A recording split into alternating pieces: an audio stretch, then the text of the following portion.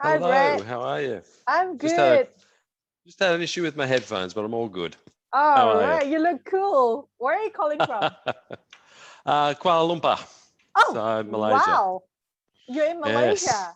How I wish I'm yeah. in Malaysia right now, but I'm stuck here Well, I in wish I was in Hong Singapore.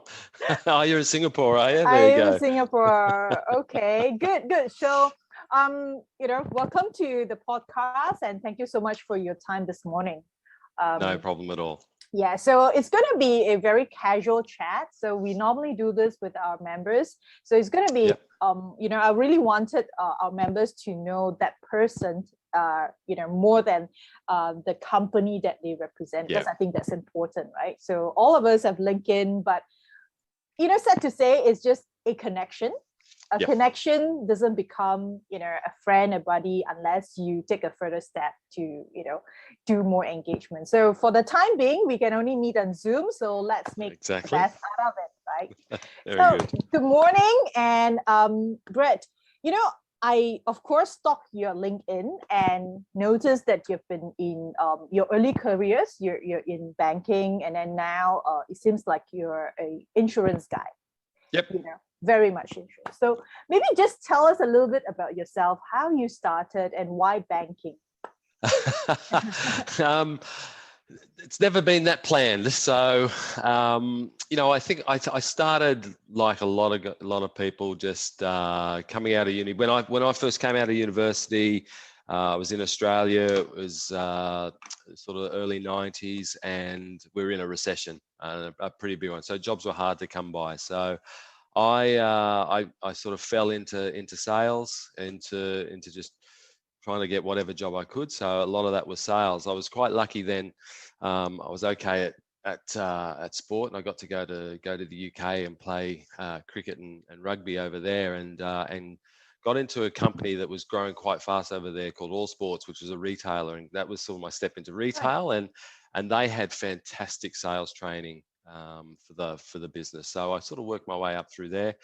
And when I came back to Australia, I just continued on that line. So I enjoyed selling. I enjoyed being in retail. And I did that for a lot of years. Um, and then when you're in retail, you keep getting visited by sales reps trying to sell, Yes. selling product or services or whatever it might be. And I always thought that was a pretty cool job. So then I decided I wanted to be a sales rep, and that sort of got me on my way. So my first real sales role was with a company called Equifax, which is now called Certegy in Australia. And Equifax was selling check guarantee and things like that. But we also started in Australia doing take-home lay-by, which is now what you would call buy now, pay later. So all Oh, of the buy now, wow. yeah. This was So a you long guys were time the before that. sort of like the pioneer, just It, that it now we were the now they difference. Yeah, now they sexify it, right? It's like, exactly right. Exactly. that's the sales We pitch. weren't. We weren't sexy at all.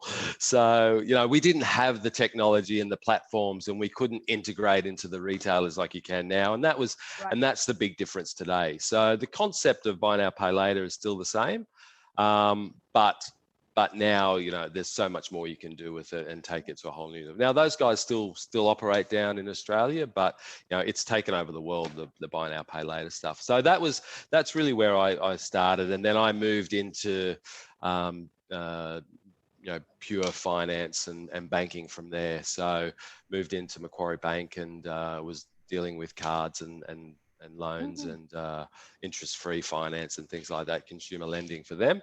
And then moved into GE, where I stayed for a while. And GE was where I did a lot of work with card programs, loyalty programs, and consumer lending, and then found my way into the insurance business with GE. So, and that's how I got into insurance. Again, nothing Hmm. really planned, but opportunities came up, and as you progress through the company, you try and look for different things to do and to diversify, and that was the start of the insurance. So I was very, very lucky to get a good grounding in business. Really, GE was fantastic for showing people how to be really strong leaders, how to work through different issues, the importance of process and operating rhythm and things like that. So that was really a really good grounding for me.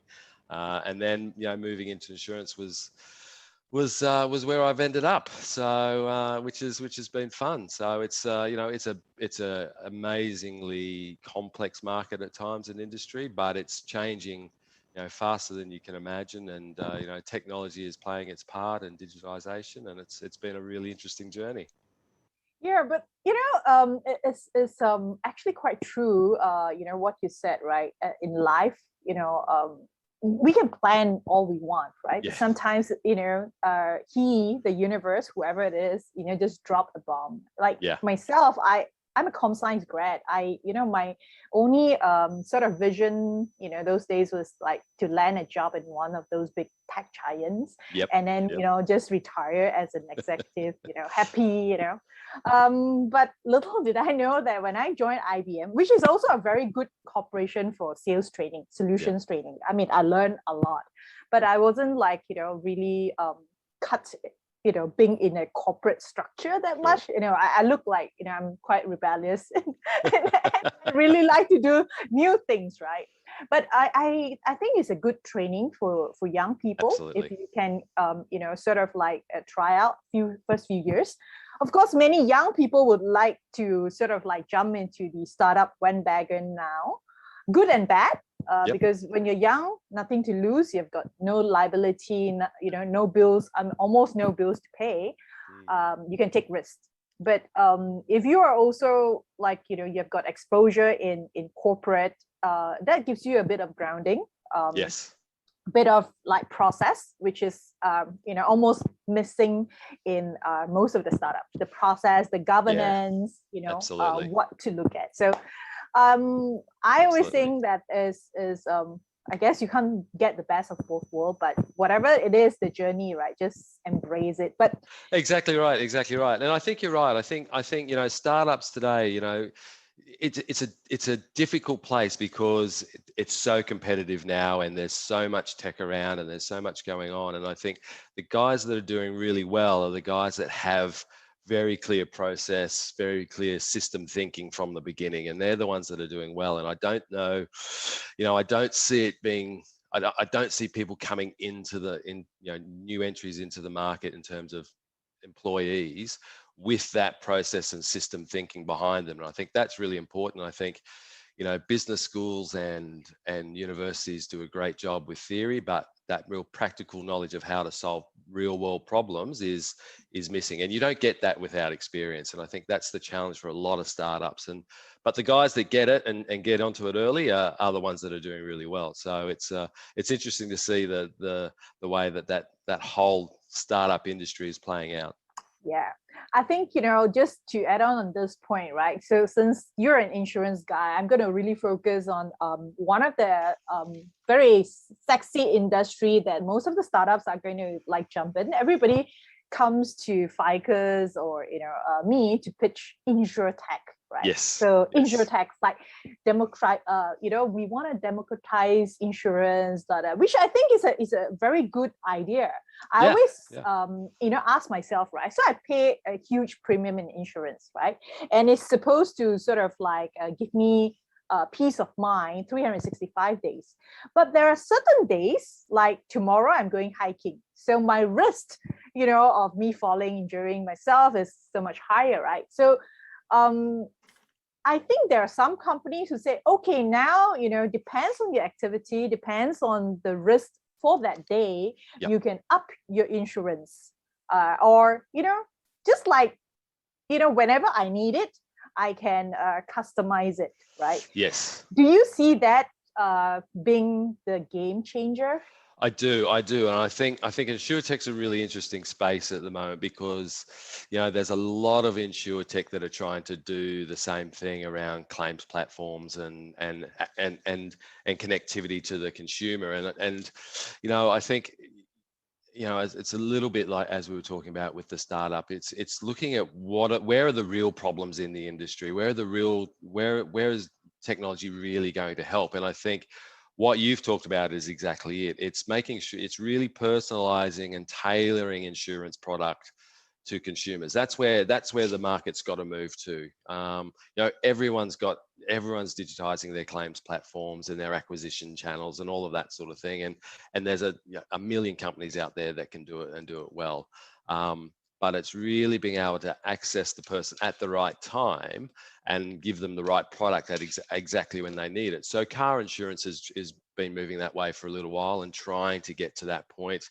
You know, it's moved to, you know, most people are now, you know, paying monthly, some people paying daily, and some people determining risk based on how often you drive, where your car parked. That's always been traditionally how they've done it, but they're going deep, you know, that next layer down and saying, well, if you're in the car today, you know, we're gonna charge you more than if it's the weekend and you're not in the car at all. And that's exactly what's happening. And how you do that with other product is going to be the key. So really tailoring those products to people is where it's going. And to be honest, the people who come out from an InsureTech space with that sort of premise and that product, they're the ones that are going to be really successful, because as I said, everybody else is trying just to connect me to you, and that's relatively easy. What I see in those startups are like, you know, I mean, software is so much easier. Like, you know, if you want to just start an e-commerce portal, or you just want it to be a aggregator, what I'm seeing right now is like, okay, so I want consumer to have more choices. I want insurance company or the InsureTech companies to reach the customer. Therefore, I am the middleman. I put everybody on this platform. So you just, you know, go find each other, right? It's like the Tinder match, you know? Yeah, exactly. You know, for me as an investor, of course, you know, if you've got a good traction, a good platform, good, but there's really no like really tech inside, like, you know. So I'm looking for that one company. Maybe I can go to you, since you're like the expert, right? You probably know, because I think there are many tech people who actually see there's a gap in industry A, B, C, or D, but perhaps they don't have that experience in the industry itself to really see, you know, how it works in the real life. I mean, you can come up with a nice, you know, solution and sell to the big insurance company, but then you ask yourself, right? I mean, if Prudential, AIG, and those big ones are so big, I'm sure they have their own innovation team inside. Exactly right. Exactly that look at things, you know, how can they improve, right? Yeah, and I think that's the other thinking that you know that I see a lot of in, you know, and I work with a lot of startups at the moment, and we're always looking at technology, and I advise a couple of different players, and I think that's the thing that's really important is what startups quite often don't understand is that, you know, the big guys, you know, the AIGs and the Chubbs of the world, you know, they are driving innovation. They're doubling down on investment in that, you know, today. They're really driving that hard. So for a small tech startup to come along, irrelevant to how much investment you've got behind you, the reality is that, you know, they're either in it themselves and they're looking for something different that they haven't thought of or they haven't been able to crack, or they're just not going to be interested. So you know, I think the startup guys and all the InsureTech businesses have really got to look at what the big guys are doing and really try and work out where they're not playing. That's still a problem. And I'll use a non-insure example. I think if you look at crypto and blockchain, you know, I love the crypto space. I'm really quite interested in how it's going, and blockchain and smart contracts. And I think smart contracts will have a big role to play in insurance in the future and finance in the future. Absolutely. The challenge today is no one has really solved how it's going to be used in real world situations. You know, and as soon as they get that, it's going to go, you know, and that's going to be the game changer. And the same to a degree with the cryptos and all the rest of it. So, you know, it's finding what those, as you said, those real world problems and making sure it's matched to it. But what everyone's got to understand though is that consumers, you know, rely a lot on trust, and consumers right now don't necessarily completely trust what's happening in crypto space. Same as they don't necessarily trust the technology or the people behind startups and technology. And that's why they always shift to the bigger the bigger companies, because they've built the trust. They've had that time doing it. So I think the challenge for startups and tech companies is to work out, how they're very, very different and solving a real problem, or work out how to really partner with the big guys, because it's the joining together of those businesses that are going to make a difference. And the big guys are investing, as I said, and they're really looking at technology. But if someone comes along with something that's interesting, they're going to want to join with them. It's not wanting to be a standalone savior to the industry. It's trying to work out how you're working with that industry is important. It's interesting you mentioned about trust, right? Especially in the insurance industry. I mean, if I were to ask 10 people who actually bought insurance, right, do they actually read all these stacks of documents, or did they trust the insurance agent True. Actually, perhaps recommend the best the best product for them? I think it's the same with the financial industry, right? Absolutely right. It is a people business, I would say. Yeah. Right. Yeah. Regardless of technology and all this, right? We're all human. I mean, you can't just take away that human touch in it. So I would think that for those, either a startup or a big company, I think if they put emphasis on customer centricity, like you can be the most, I would say, like Amazon is the most, I think, they have got so much patent, more than anyone else in the world. But still, I think that the whole company's philosophy is really customer first. Absolutely. I don't know how they do it, but I think from my experience dealing with startups, right, I think the startup need to learn to be more customer centric. I know being a startup is, every day is firefighting, right? They perhaps don't have the luxury of a big company to have a customer, team, customer service team and all this. But I think if the consumer, if you're doing a B2C or even B2B, right, it's important that the customer know who are the people behind these startups, because you're new. My concern will be like, will you still be around in 5 years' time? Yeah. Exactly. I think that part, of course, I don't know where you can learn it from, but this is from my experience of running a startups or building. It is really the person behind it that gives that confidence, right? Will you still be around? I mean, you're awesome technology, but imagine one day Elon Musk is not around. Like, who's going to drive Tesla cars? Exactly. And you're right. And that was the thing about Amazon, and that's why, as we said before, it's about that system thinking, and it's about business process and business models. And Amazon had great technology, had an interesting interface, and it all worked. But the business model behind it was the difference. And you're right. That's where startups have got to get to very, very quickly. And whether that's learning, coming into a big corporate and learning it, whether that's learning through coaching and mentoring with people, or a lot of smart ones are now putting advisory boards on for that very instance, and for that very reason. And that's what's giving them that learning as they go, because good tech is not enough anymore. It used to be, 5-10 years ago, good tech was all you needed, but now it's not, because it is so competitive and everybody wants to get into it. I think you're absolutely spot on, because I think it's easy to manage a 5-person company, probably okay if you're 50. Yep. And when you go to a 500, 5,000, or even 50, it's a different skill set. Oh, completely. I don't think Facebook would be what it is, right, if Mark did not get some wiser, older, more experienced people to be Absolutely the right. COO to put him grounded. So I think the advisory board, I always like companies that has a lot of diversity, right?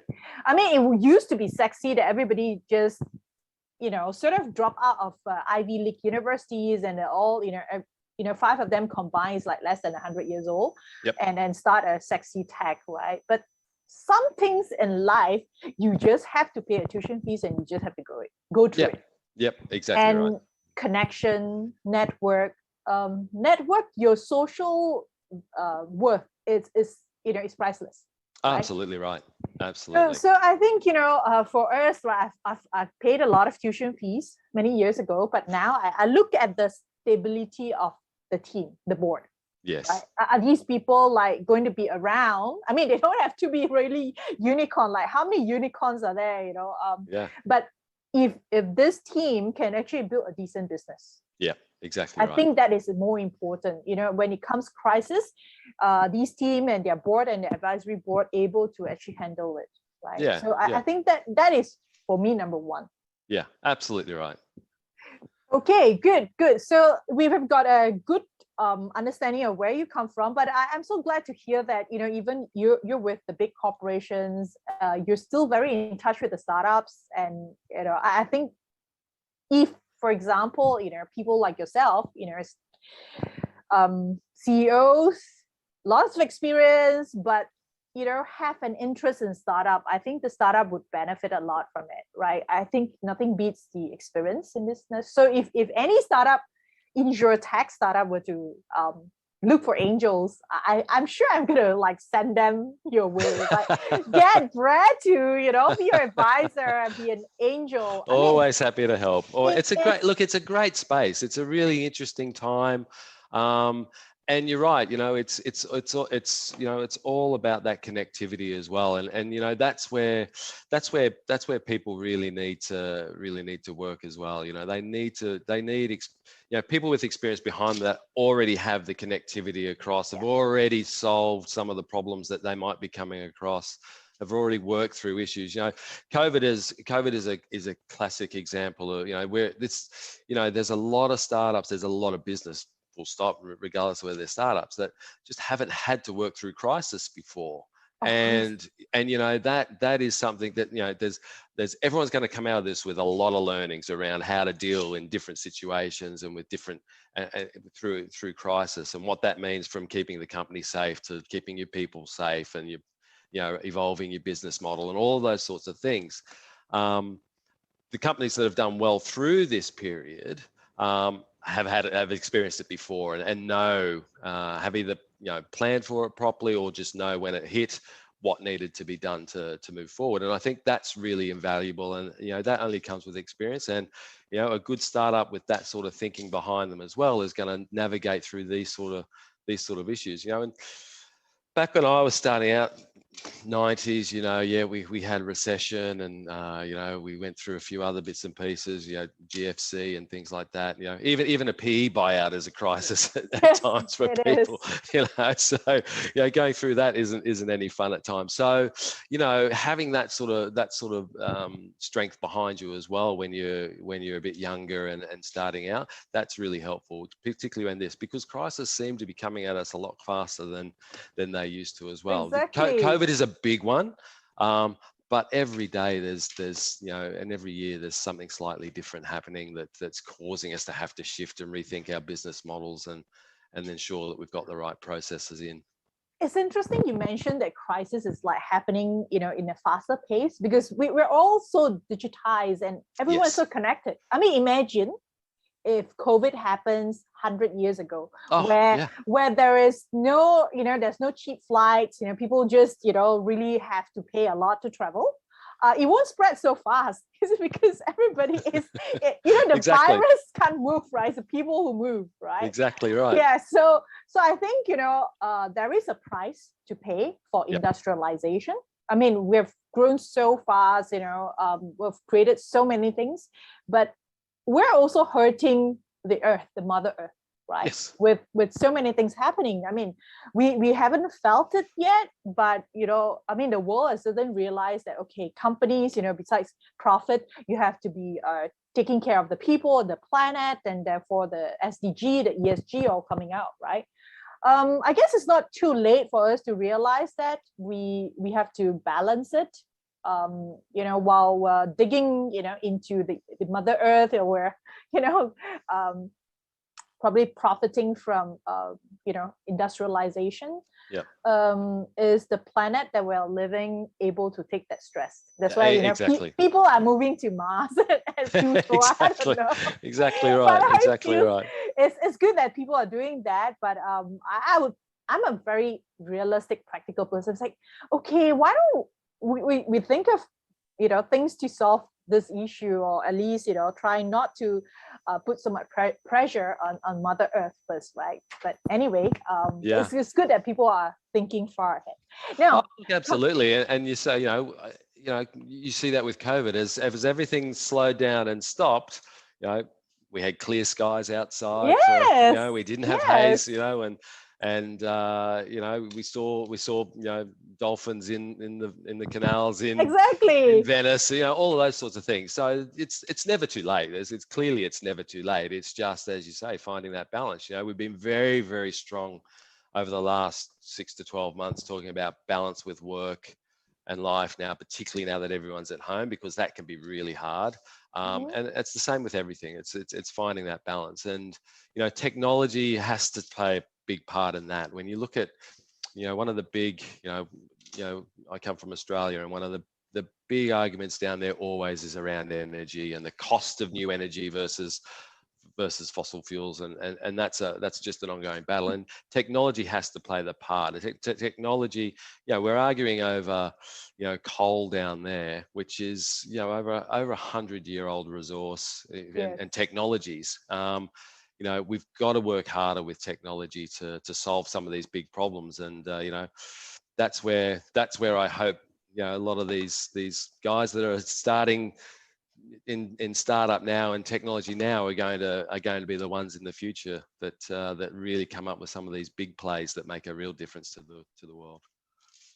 Yeah, I think so too. I mean, you're right. Australia, I did make some good money from the stock market, coal mining, and all those Oh yeah, years. yeah, it was fantastic.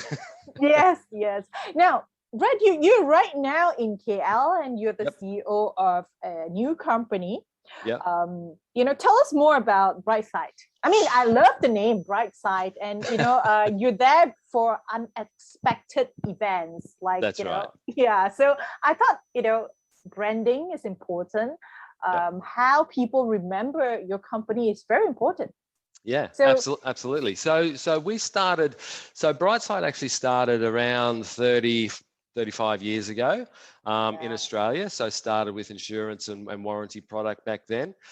We rebranded in about 2016 to Brightside. So we were called IC Frith before that, and we were just a TPA broker insurance business in Australia and a couple of other countries. And we rebranded because IC Frith was pretty boring, and no one really knew what we did, and it was okay when we were younger, but as we sort of matured, we needed to look at something. And Brightside, we wanted to make people's lives brighter. We wanted people to see, the products that we offer with our insurance products around device protection and warranties, especially. Give people certainty and comfort, and we wanted the people to enjoy the brighter things of life rather than having to worry about those things. And that's how Brightside brand sort of evolved. So look, it's a fantastic business. It's a business that has been growing very steadily for a long time now. I started with the business about 3-4 years ago. I started consulting to them before that for a little bit, and then joined them. And it's a business that's got a lot of runway ahead of it. It's just we've got to get into different markets. Our product suite is good. Our technologies are fantastic. And one of the things that I do up here in Asia is keep looking for technology partners and other business partners to work with to expand our technology base. But fundamentally, we're an insurance provider, we're a TPA provider, so we work with the big insurers as well, handling their claims, managing repair networks, managing administration and things like that for them. And we also go direct to consumer in a couple of markets as well. So, it's a really interesting business from an insurer point of view, because we get the best of both worlds. We see what the big insurers are doing. We're nimble enough to be able to be a lot more proactive than the big guys, and we're in that technology space as well, which is always interesting and always evolving. Yes. So we really are able to bring bring technology and the big guys together a little bit, and do a lot of things in between. So it's a really interesting business. And right now, we've got to that place in Australia where it's a very much a maintained business, Australia and New Zealand, and our growth is all up here in Asia, and over time we'll be up into Europe as well. We're in Europe already, and I oversee 3 countries up there, soon to be 4, but our growth really is here in Asia. There's so much opportunity, there's so much going on, Right. and it's a market that has a lot of growth in it still. Of course, Asia as a block is really interesting. I mean, in fact, friends from Europe or even US, they're interested in this market. I think there's a lot of synergy among the Asians. I mean, in terms of geography, it's close proximity. Yes. Yep. The market itself, look at Vietnam, Indonesia, Philippines itself, is like, wow, especially if you're in a consumer market. So, for Brightside, right, let me just have a better understanding. Is it a B2B business model or is it a B2C? From the way you describe, right, it seems that, well, correct me if I'm wrong, like you provide a insurance management system to the bigger guys, or you basically just integrate into what they already have? Bit of both. So a lot of our activity is B2B. So we will work with the big insurers to do their claims handling or streamline administration, or work with them for a platform. That's a big chunk of what we do. The other bit of what we do is go out to retailers and manufacturers and people like that, and offer them extended warranty or manufacturer warranty programs, device protection programs, so they can sell them to their consumers. So that's a big, and a slightly and a smaller piece. They're the 2 big pieces of work that we do. The other slightly smaller is our B2C model, where it's a direct model. So you've bought your Samsung phone or your iPhone. You want to cover it for accidental damage. So you can go direct. So we don't do that in every market because, like you say, I mean, Asia as a block is very interesting and exciting, but every country is very, very different. So we don't offer, all of our services in every country and region, and we don't do a lot of B2C here in Asia at the moment.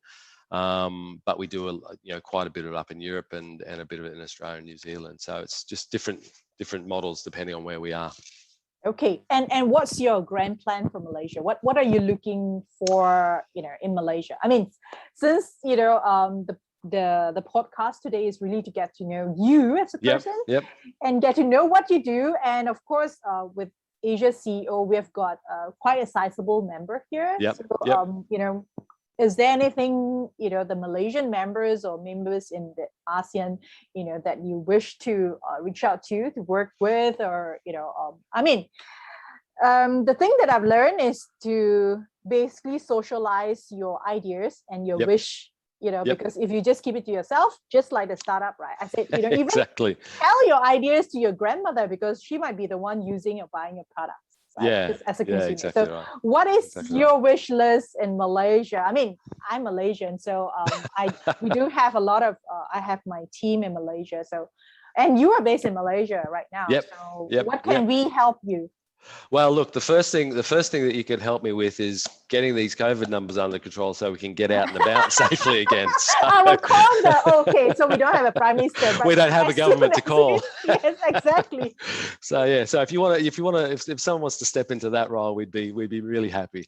So that's probably the first thing. Look, Malaysia for us is a great hub. We've started really turning this into our core. For the business, we are expanding.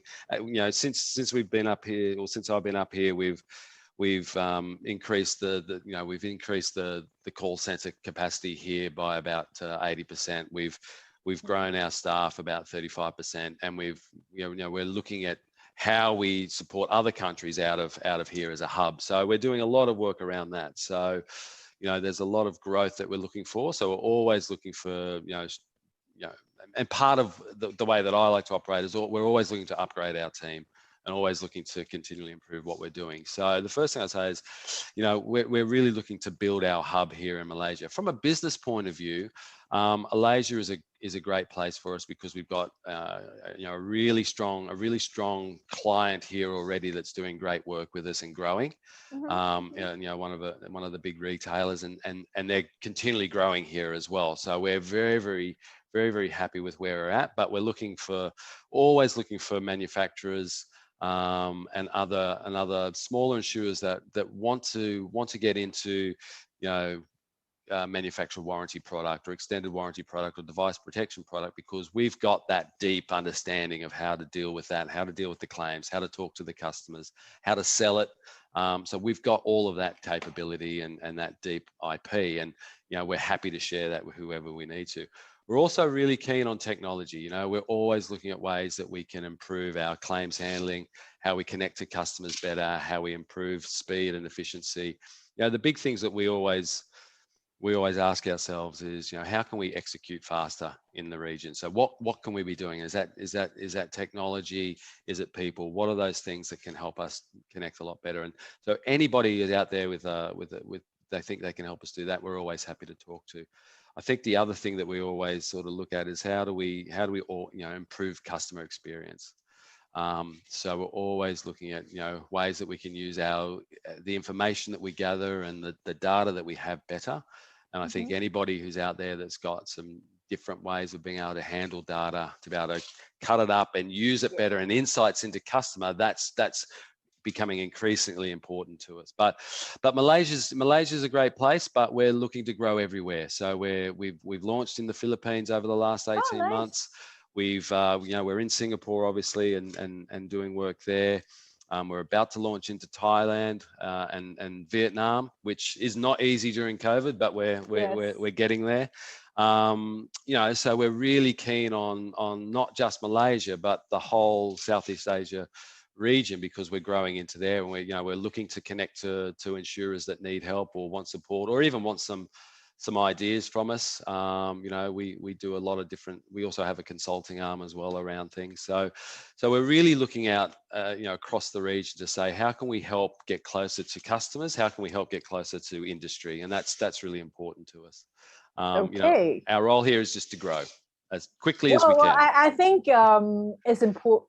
It's crucial that you grow, but you don't forget that you have to, priority number one is making sure that you serve the stakeholder, which is a customer. And exactly right. Growing and then compromising the quality, something you don't want to do. I mean, I've seen a lot of people actually fall into that trap, right? That's not going to be sustainable. Absolutely right. And our model relies on it. Our model is someone walks into I'll use a retail business as an example. Someone walks into a retailer and buys an extended warranty on a product. Now, if that product breaks and they need to make a claim, if the claim process isn't fast and easy, if we don't take care of the customer, if the repair isn't done quickly or the replacement isn't done quickly, they're not going to buy it again, and you burn those customers extremely fast. And that's insurance previously, old world insurers, were all about how do we minimize claims, how do we minimize payouts to people, how do we make it either difficult to pay out, or how do we make it so that we don't have to pay out, and that's our margin. That thinking has gone, and if it's still there, it needs to go. It's about keeping, like any business, insurance now, particularly the spaces we're in, is about how do you keep people in the life cycle? How do you keep talking to people? How do you keep giving them more value so that they keep wanting to repurchase, they keep wanting to come back? It's different it's a different mindset for a lot of insurers, because we actually want customers to claim because they see value in the product then. Yeah. And if they see value in the product, then they're going to repurchase it and they're going to tell their friends about it and all the rest of it. So exactly. the world has changed, and customer centricity is where you have to be, and you have to understand the drivers for that. So it's really important. Well, I think, I've got three things that I wanted to summarize here. And first, thank you for choosing Malaysia as your hub and providing job to fellow Malaysians. I think we need it a lot. Secondly, this is a question. So I personally have an investment in a motorcycle, electric vehicles. Yep. Definitely, I just want to ask, if it is the extended warranty, is it just for white goods, or you also do anything, right? No, we do electric scooters now in some countries in Europe, and it's very, very successful.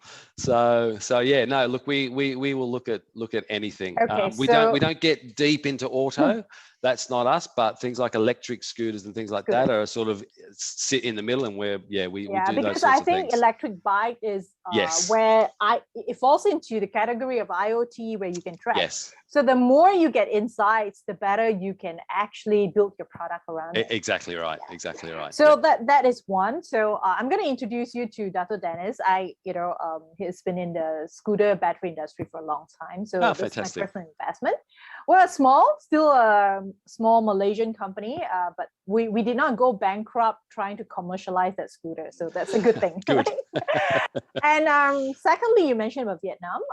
In fact, just a couple of weeks ago, I actually did a podcast like this with one of our member. He is also a Malaysian, but has been in the insurance, started as an insurance agent in Malaysia, and then now he actually runs a insurance company in Vietnam, or is it in Vietnam or Cambodia? I forgot. But that I know that he is looking for technology partner. They have the ground, because it was a local insurance company. But he was just chatting with me. So I did ask him, like, what would you like to Asia CEO to do for you? So he said, we wanted to talk to technology partners. Yeah, fantastic. I mean, you have the home ground, but to build it, maybe it'll take a long time. You need to pay a lot of might as well sort of join forces with people who have already built it. Absolutely. And I think Asia works best when you localize as much as you can. It's really important to if you're being in country, to really leverage local expertise as much as you can. So yeah, absolutely, we'd be more than happy to talk to them. All right, so thank you so much, Brett from Brightside. I really love the name, right? So I will, after this call, I will reach out to you, and then I'll do 3 things. I'll introduce you to Dennis, who's the founder of Climo, get you in touch with William, so you can probably see how you can work with them. Fantastic. That sounds great. I really appreciate that. So you keep safe in Malaysia. So sorry, our numbers are high. But as soon as we have a new cabinet, hopefully they can solve that issue, which is, I think, the most critical thing right now. Yeah, absolutely right. Absolutely. So you stay safe. Will do. You too. Look after yourself. Thank you very much. Yes, excellent. I think my colleague here, Shaira, wants to take a picture of us since we all okay. Just a small short one. Okay, so I'm gonna do a screenshot. Yeah. Okay. 1, 2, 3. Thank you. Perfect. Thank you so much. Excellent. Thank you, Brad. You keep safe. You too. Bye. Thanks a lot. Bye-bye. Bye. Bye.